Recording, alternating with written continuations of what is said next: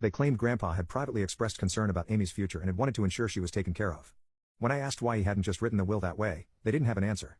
Amy, for her part, seemed uncomfortable with the situation but didn't speak up against our parents. When I tried to talk to her privately, she just shrugged and said, "Mom and Dad know best." It was clear she wasn't going to be any help.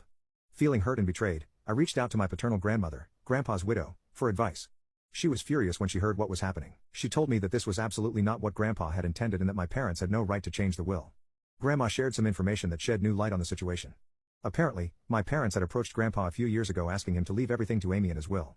Grandpa had firmly refused, stating that he believed in treating all his grandchildren equally. He had even added a clause to his will stating that anyone who contested the equal distribution would forfeit their share. Armed with this information, I confronted my parents. They were shocked that Grandma had told me about their previous attempt to influence the will.